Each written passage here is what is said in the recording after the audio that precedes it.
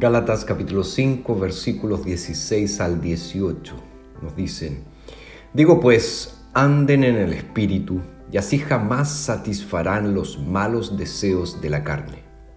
Porque la carne desea lo que es contrario al Espíritu, y el Espíritu lo que es contrario a la carne. Ambos se oponen mutuamente para que no hagan lo que quisieran. Pero si son guiados por el Espíritu, no están bajo la ley. Seguramente todos recuerdan el clásico de Tolkien, El Señor de los Anillos, particularmente cuando Frodo finalmente llega a la montaña de la perdición y tiene que arrojar el anillo, pero el deseo por poseer el anillo se apodera de él, y luego de batallar con Gollum, finalmente el anillo cae, el anillo es arrojado al fuego.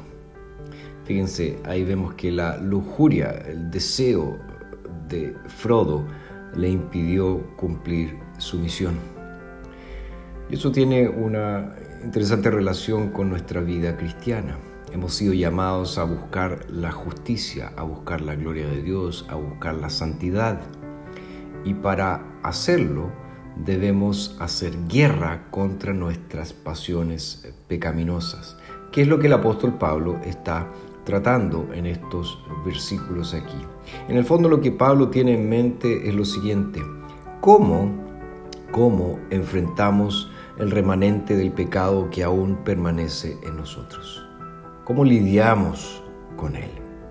Bueno, Pablo en el verso 16 establece la regla. Él dice: Digo pues, anden en el Espíritu, y así jamás satisfarán los malos deseos de la carne.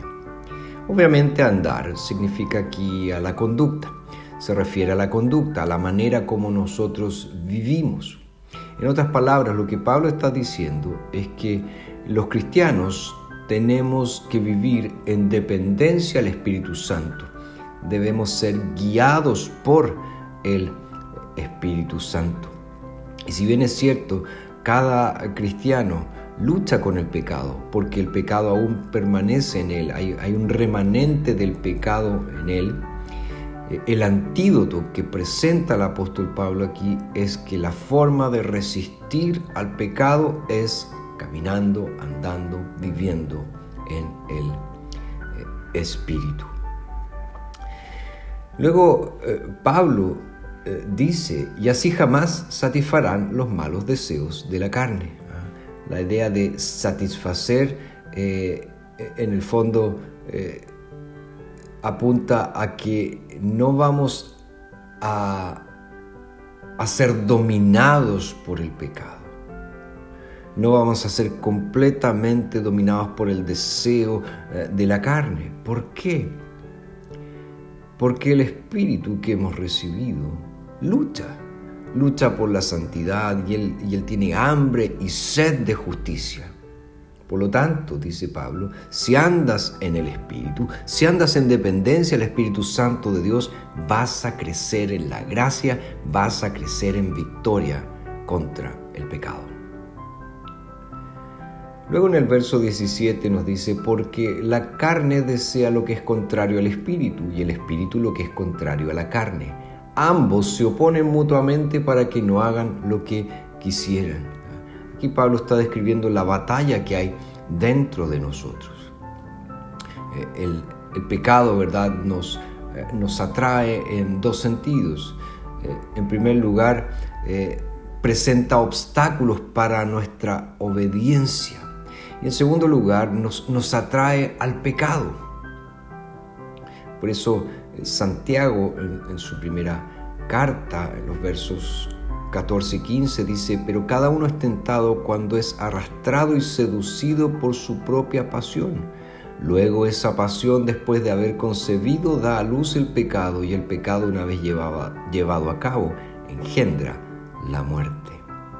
Entonces, ciertamente el Espíritu se opone a la carne, y la carne guerrea contra el Espíritu. Es decir, hay una batalla dentro de nosotros. Y ahí Pablo entonces presenta el resultado. Verso 18, pero si son guiados por el Espíritu, no están bajo la ley. Muchas personas se preguntan, ¿en qué sentido no estamos bajo la ley? ¿Quiere decir que los cristianos no necesitamos obedecer la ley? No.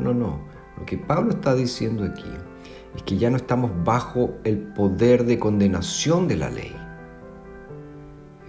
La ley ya no nos condena. Por eso el mismo Pablo en Romanos 8, verso 1 dice, ahora pues ninguna condenación hay para los que están en Cristo Jesús.